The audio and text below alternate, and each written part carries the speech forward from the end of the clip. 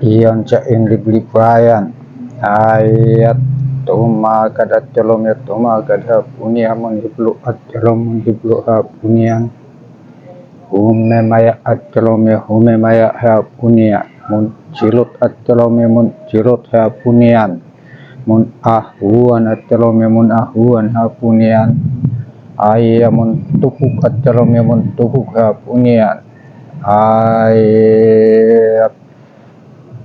inangwah at jalom inangwah ay apunian mun cilot at jalom mun cilot hapunian yamun anup at jalom yamun anup hapunian cinalaag at jalom ya cinalaag hapunian ay blipayan himaw mawet blipayan himanoyang blipayan himuntangah blipayan himpatangan blipayan himapodur ay blipayan yamun aahom blipayan himahelep mun blipayan hotjomna blipayan hilumapia blipayan hitumalano blipayan hihipe blipayan arjatan blipayan hipamacingan blipayan hiketpicayan ay blipayan mamaga blipayan hilopong blipayan hikuhang blipayan cipungpungan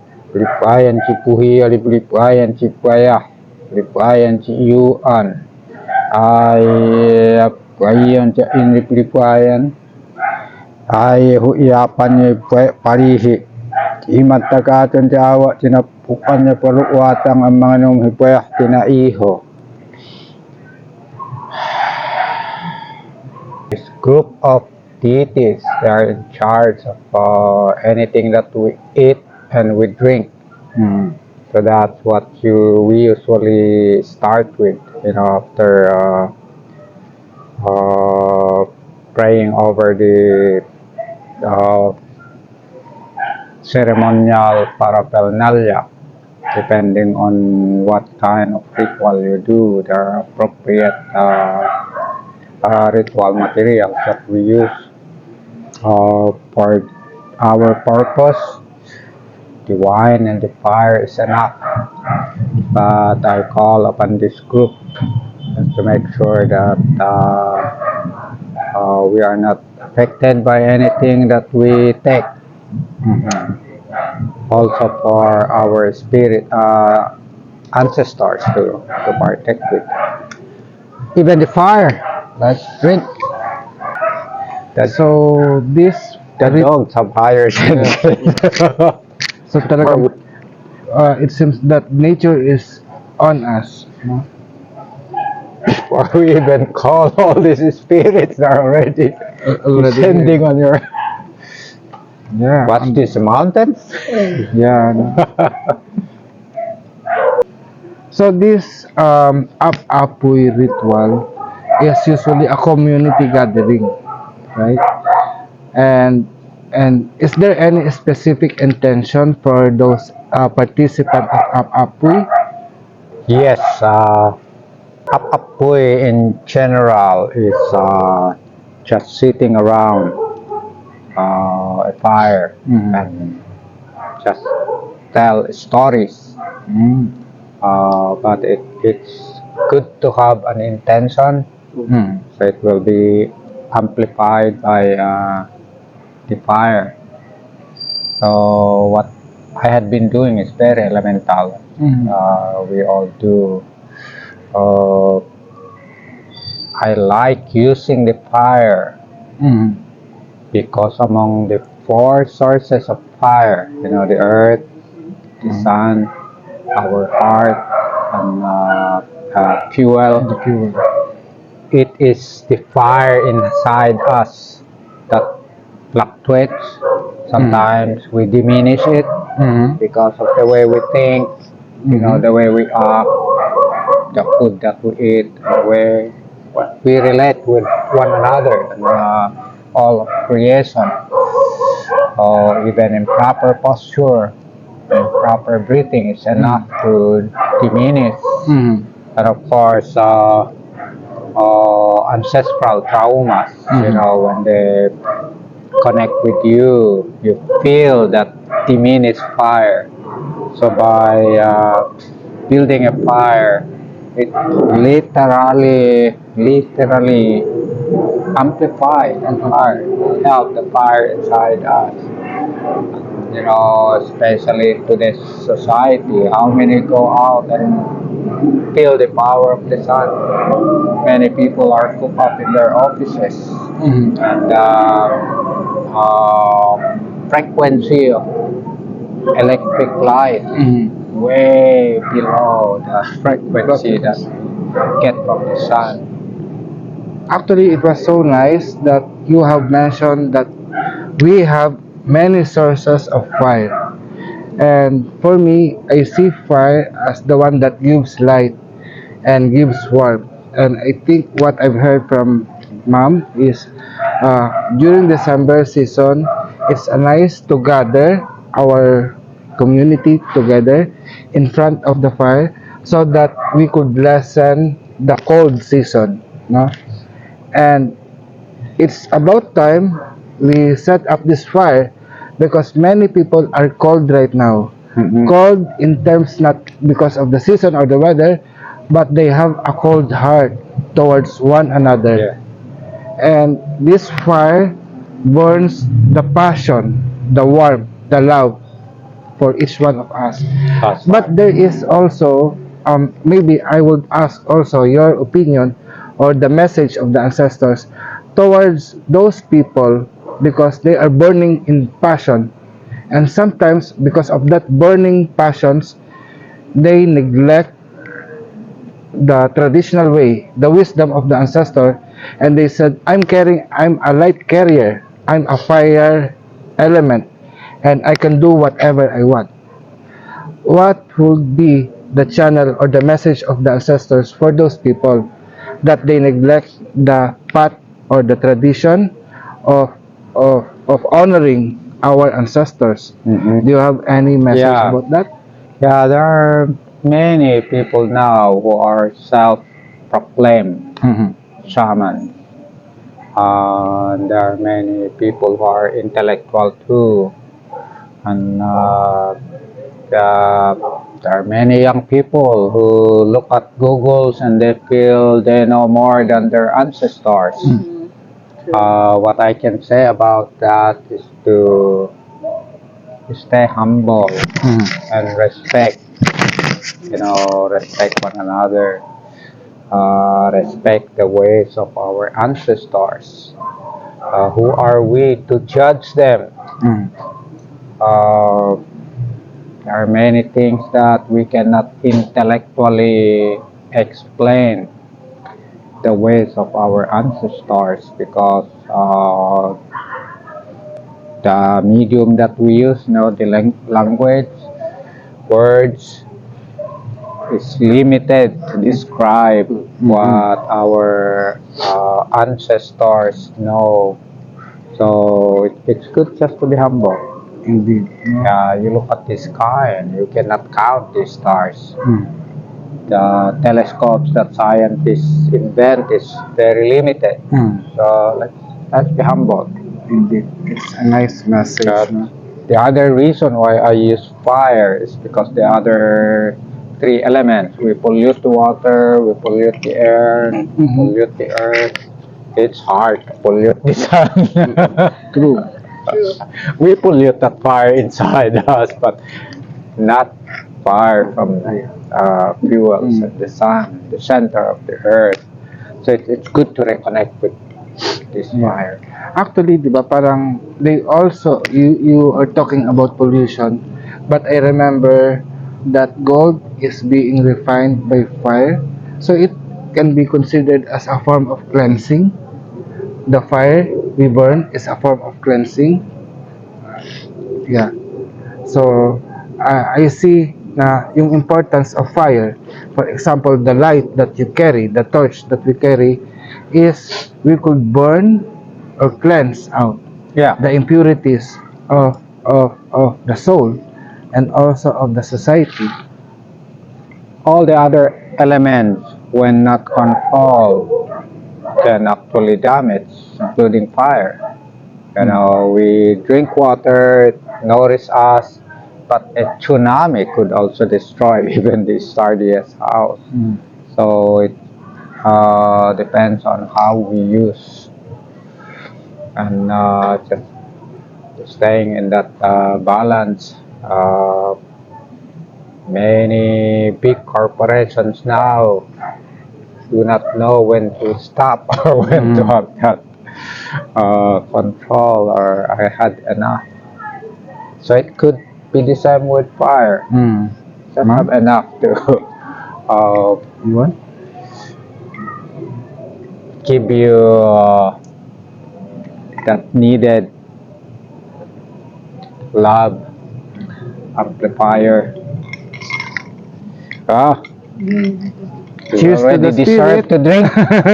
I guess so. Yeah, cheers to that. And as you drink, I will have a follow-up question if you won't mind. Okay. So, may follow-up. I have all the answers. Yeah, and that's They may not necessarily be the right one, but I have all the answers. no, there is no right or wrong, but I see that you are starting a big fire, no? And that is the Ifugao CLC, Mumbaki and Congress. the Congress, the Mumbaki Congress. So, what is all about this Mumbaki Congress? I am intrigued, no? I am intrigued that you are gathering all the Mumbaki of Kinakin and other towns and villages of Banaue. So, what is all this about? I think we have to start with this lady. Okay. Yeah. So, The Mumbaki Congress, I actually wanted to have this Mumbaki Congress even before we became friends. Oh. So I was still with the NGO, and we did some researches in some communities, and I saw, and even myself, I experienced the power of Mumbaki. yes. But at the same time, I also see the waning of the Mumbaki. They're getting lost. Why? Because in Ifugao, we have a lot of religious fundamentalist groups saying that the Baki, the practice of Baki is demonic, satanic. So, and the many of the Mumbakis are now converted, but there are some remnants, or there are still there remains some. But I noticed that the Mumbakis are the rapid conversion of the Mumbakis is also because they do not have a support group. So we want to establish a support group because they need some support. And even among the Mumbakis themselves, we also have to, I think, enlighten them, and so that we can also educate them, so that it could be channel for development. I'm a development worker, so I want to utilize our culture for the development of our community. And the Mumbaki, we have the healing aspect, and we also have the the power, or in the functions for the rice fields. Yeah. So iba yung ano niya, meron siyang ritual on exclusive na para sa healing, ng may sakit, pero may function din siya sa healing or preservation ng rice fields. Actually, what I can understand about the Mumbaki, the work of the Mumbaki during my research, as everyone knows me, I do constant research, that Mumbaki is not just a shaman in terms of spirituality, but they also do like the community affairs, like the house building, like the healing and swordmanship and protecting the community. And it was so nice that Apapuy, I learned about Apapuy, and we are starting this because I see you as a fuel to kindle again the light among the Mumbakis. Actually, in history, it was during 1621 when Babaylan Tamblot of Bohol started to fight or resistance the modern dominant religion, which is the Catholic Church, and it is too prevalent that this new religion that comes to us called as demonic. Our gods, our ancestors as demon, and they make it as a devil, but nobody knows. No, it is so the conversion factor is very strong that even our Mumbakis or even the Babaylan are converting the new religion because of the persecution. So is there up to this time ba meron pa ring persecution among the indigenous faith?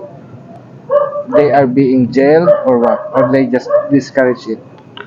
Wala namang we don't have exactly the persecution as in the persecution that you kill, you put them in jail. It's not like that, but the Only fact that discrimination. it's a sort of discrimination. So Like the privileges, something? um, like for example, those when we had this meeting with the Mumbakis, they related to us how they are excluded by the family, or their my branding or stereotyping of the Mumbakis already. Stereotyping in the sense that they are doing this, which is not good according to them. So meron na tayong sinasabing level of discrimination among the and in terms of yung isang gusto kong iano natin is yung is our right to self-determination. Yeah. Yeah, uh, the indigenous peoples have the right to self-determination. Isa yun yung ano natin. It is itong ginagawa natin, it's also our way of asserting our rights na to be respected. Oh. So, yun. But mainly talaga, it's establishing a support group para maano sila. Actually, yes, no? Kasi that is also what I feel, no? As a traditional indigenous worker or cultural worker myself, taking the role of binabaylan, parang the encouragement from the people, no? Encouragement or acceptance from the people around us in our community is very essential, and we are being disheartened if we could hear na, oh, the Catholic Church don't allow this practice. Although I received that, no, when I was teaching with my partner, I won't mention her name, na ang Roland, the office of exorcism will not allow the practice of tawas, the traditional diagnostic method. So, I said, pasok dito, lusot dito, but who can they are? This is our culture. This is the identity of us being a Filipino. And they have no right to tell na this form of practice is not allowed because the government won't allow us. The reason why the government won't allow that is because the Catholic Church don't allow it for us. Diba? So, I think I know I have this only little knowledge about our ancestral way, but I really have a high respect on the Mumbaki and the Ifugao culture because you have preserved it. Even right now, people come to the Philippines, to Ifugao, to see what the hand of our ancestors have made na up to this day is still present and still living. No? And I see that the rice terraces, the gilot is still continuing. And I thank our brother Manuelto because he is so loud in telling it to the whole world that our tradition still exists and it should be protected. Diba? Do you have any questions? I can add a little bit to that. We use the fire as a metaphor. You know, there are some writers, scholars who are describing indigenous knowledge or indigenous communities as dying. But there are also people who know that culture do not die. we just stopped practicing. Indeed. And we are just fortunate in Ifugao because we were colonized later on. So there are more people who still adhere to cultural practices compared to your immediate tribes here, the Tagalogs and Ilocanos, who are, if there is any, very few. So this organization, as mentioned by Jenny, is actually to gather the remaining Mumbaki and make them strong. An evidence that there is an immediate need to organize them is that when I decided to come and live here, uh, 2016, I counted the Mumbaki in the village where I grew up. There were about 14, no, 16. And then from 2016 up to now, there are 12 Mumbakis who died, and only one was initiated. Yeah, I was going to start. We had the initial meeting in 2018 to start organizing, but then COVID came and it was disrupted. So when I met Jeneline and she has that same idea of organizing the Mumbaki, I said, "This is it. Let's all work together and organize." Good to have some educated people because it's education and religion that basically sort of almost eliminated all these indigenous practices. So we will use the same tool that they use against indigenous people to strengthen them. So if we can gather some educated people who realize that we are sort of misled by the colonialists, and the Mumbaki will really feel supported, they will come out and share. There has never been an organized Mumbaki in the past because we did not need it. But now we do.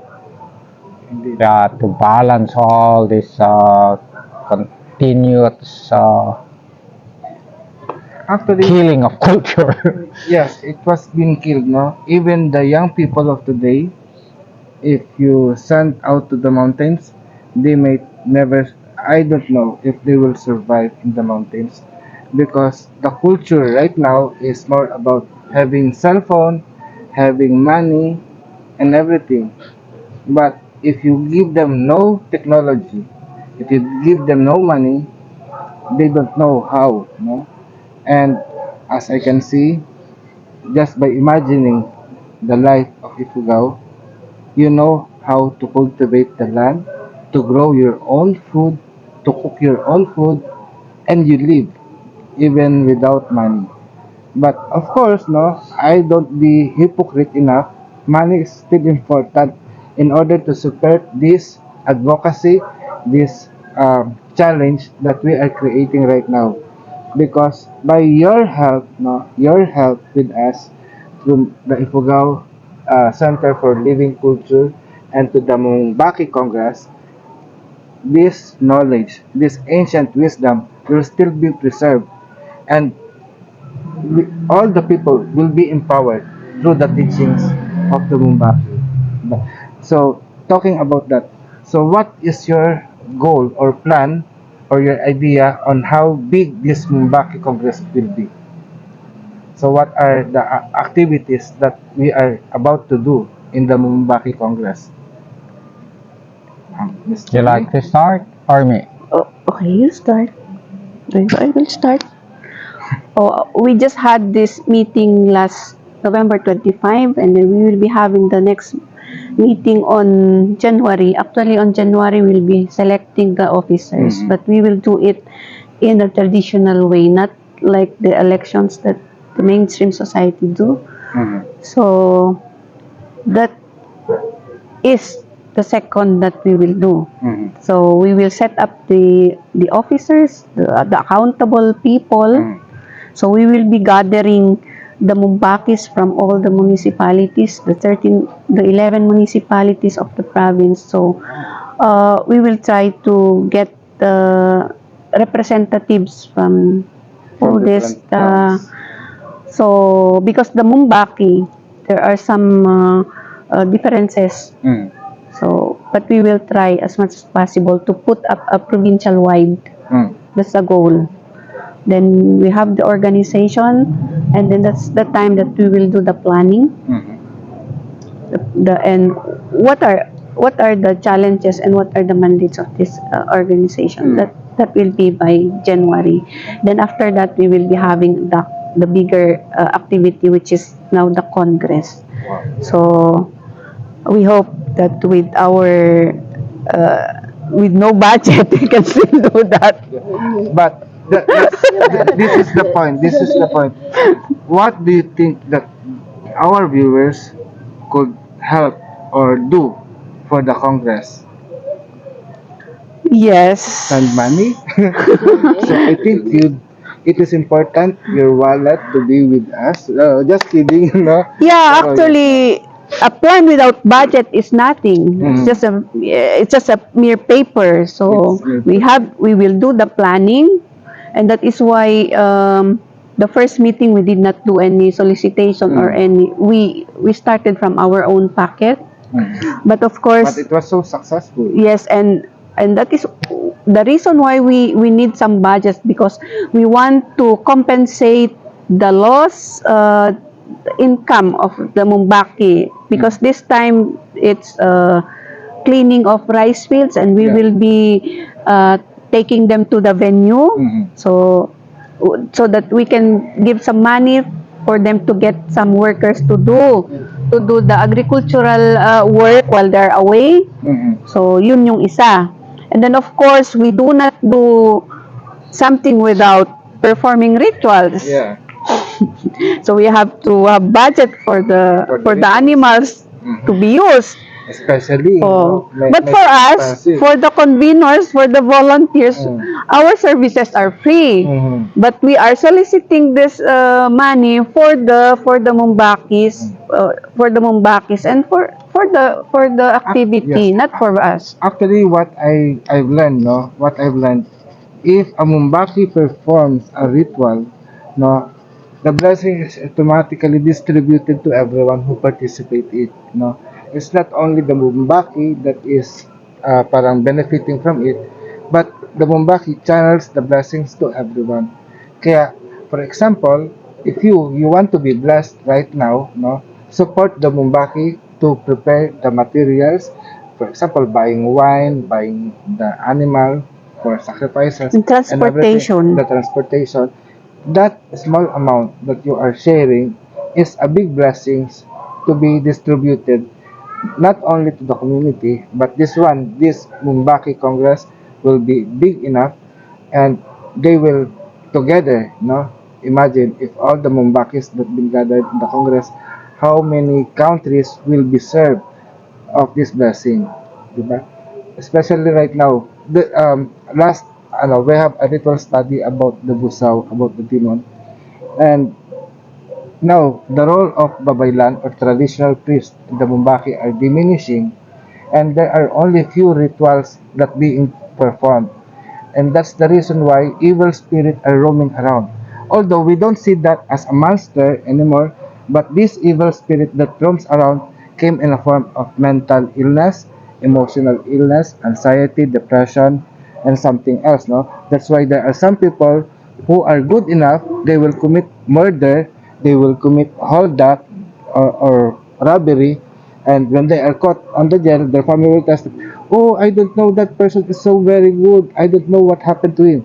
And that's the presence of the evil spirit that is roaming around, because the new sad to say, the new religion parang stop the traditional one to perform our duties, no, and we are being discouraged to do that because of discrimination, depriving of some basic rights, or you will not have this if you don't be converted to our religion.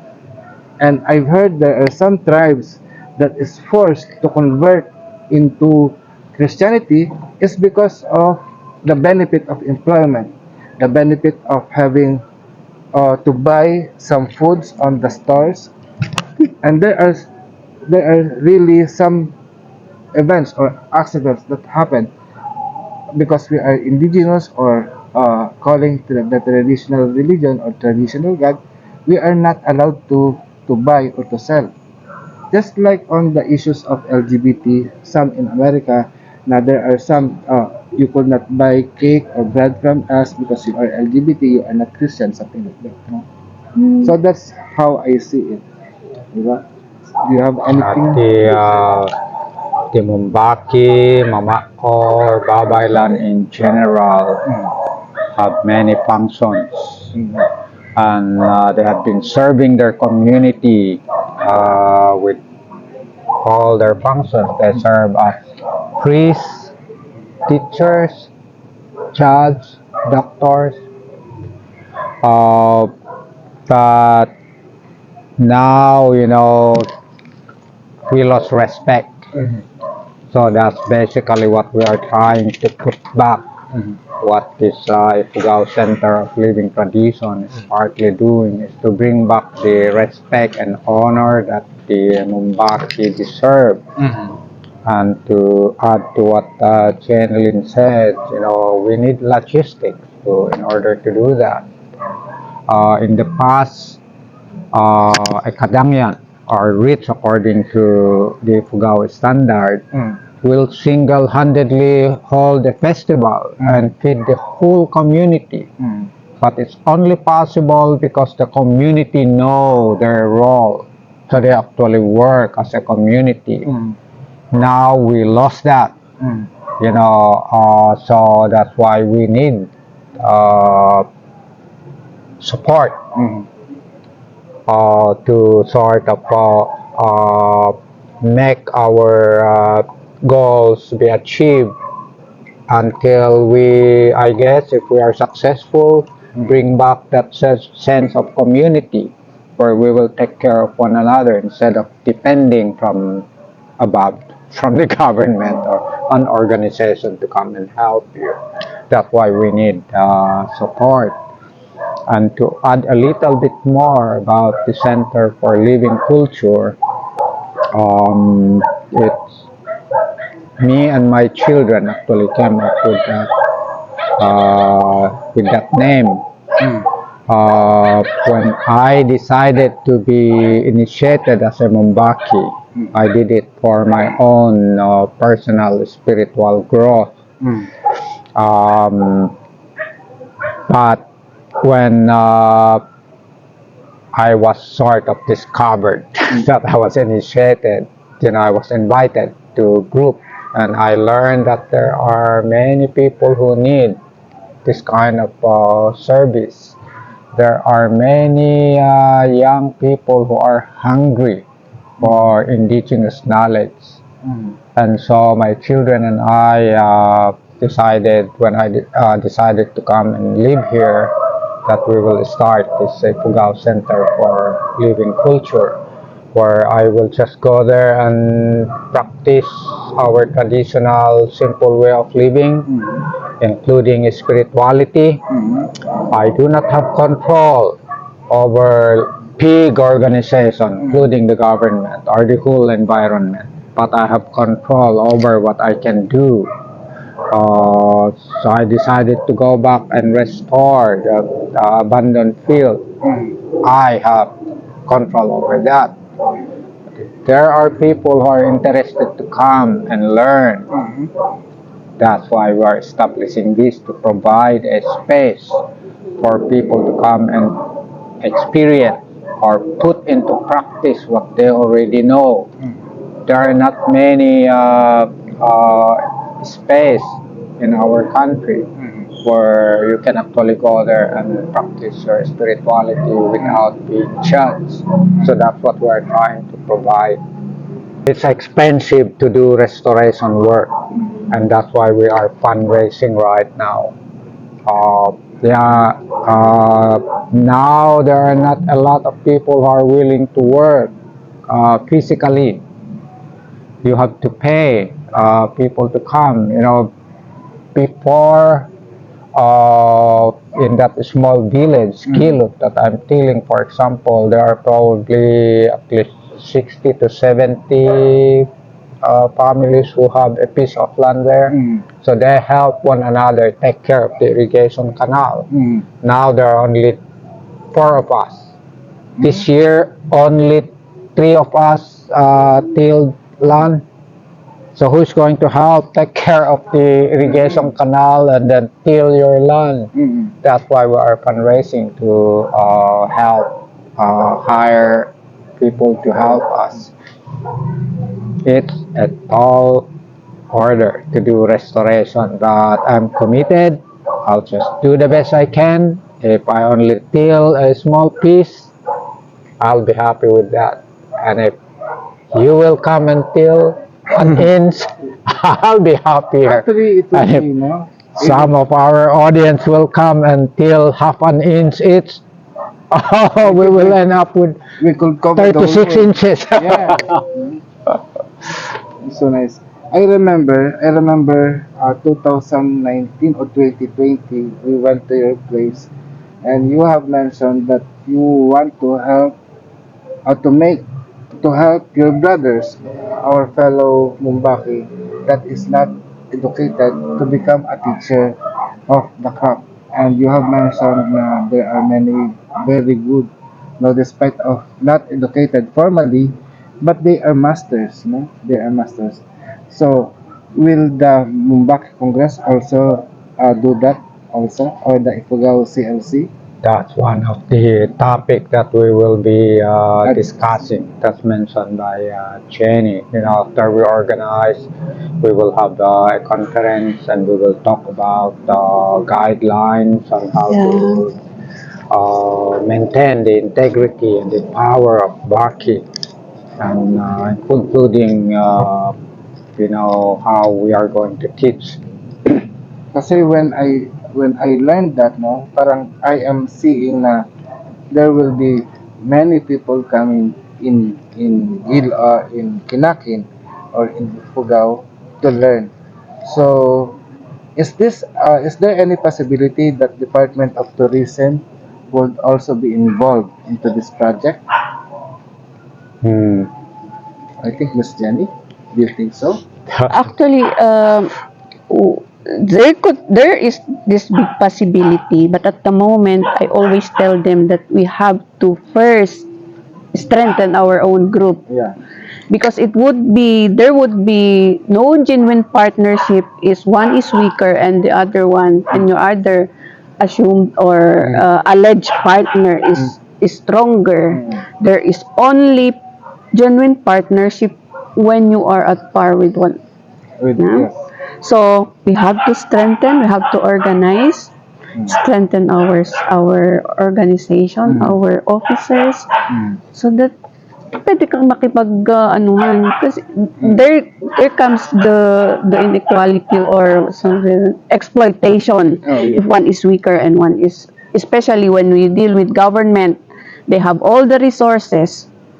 They can get, and the NCIP, we do not have patent or copyrights on all of our writings, indigenous. We do not have that. So it could be open to anyone. piracy, or yes, to anyone. So yun yung lagi kong sinasabi, we have to organize, strengthen that, and establish some measures of protective measures. Otherwise, all things will be pirated before we know it, thinking that these are our partners, inviting them to our community. Actually, there is one concern, no? Concern, and I want to raise this an opportunity to solve this concern. Na like what you said, piracy. there are many Filipino Americans or Filipino in diaspora that claims to have this authenticity of carrying our culture, no, our culture to other parts of the world. And the problem is, no, there are they are not, no, they are not. They are deviating the minds of the supporter to just go to there instead of coming here in the Philippines to have the authentic way, especially in terms of hilot, no. So our teaching in hilot, it is not just a form of massage that you know na it could be on spa, but it is a treatment or therapy. It's not just merely touch. But there are people who will just say, no, this is hilot, this is massage, and it is the Filipino kind. But in our teaching, of course, massage is not just a treatment of the physical illness, but we also do include the use of herbs and tawas to heal the spirits. No? I think you have mentioned also na merong mga bone setters in Ifugao. And aside from that, if it cannot be, it will need the help of the Mumbaki to mediate on the aspect of if the illness is caused by spiritual means. Diba? So, yung parang I asked Mama ito if it is possible now we could have this group, no? Pero I think, no, future, siguro we will give it to the Mumbaki Congress na parang magkaroon ng accreditation to protect our culture, something like that. Kasi right now, even yung government organization, I feel we are not really protected. Even for us in traditional medicine, who practice traditional medicine, instead promoting our own Philippine traditional medicine, they are promoting foreign traditional medicine.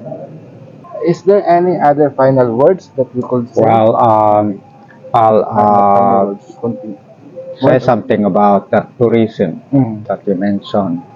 You know, when I decided to go to Gilo and actually live there and practice my simple living and spirituality, it's not for tourists. Mm. You know, we are all healers. Mm. We saw people, suffer. Mm. Health, good health is one of the driving force why I went there. Our ancestors were healthy because they eat good quality food. Mm. That's what I like to do there. So if a tourist would like to come and plant, then I invite them. If they just come to take photos of me or let me perform, I'm not a performer. I like to go and live a healthy life. And if there are people who like to come and learn and have an experience, that's for them. Thank you very much, Mama Marto and Miss Jenny. I hope to see that this project will be successful. So for all of you who are watching this, please kindly support Mamarto by going to his PayPal account, which you could read down on the link. And you could also visit the ifugaoclc.org, their website, and you could support them over there. So thank you very much. Maraming salamat. And until then, bye. Nangyari na. Pag-asatin. Thank you very much. We are also inviting them Oh yeah. to attend We could? Yeah. Yes, we could. sa Congress. Oh yes, please. No, before we Yeah. end, you could also come to our to their Mumbaki Congress that will happen in January. No, no, no. Kailan ba? Oh, not yet. Not Oh, yet. sige. No final date Oh, yet for the okay. Congress. Okay. So, no final date pa pala. But expect an update at Ifugao CLC or on our website at or landasnanglahi.com and hilotacademy.com. So, yan. Paalam na talaga. Bye!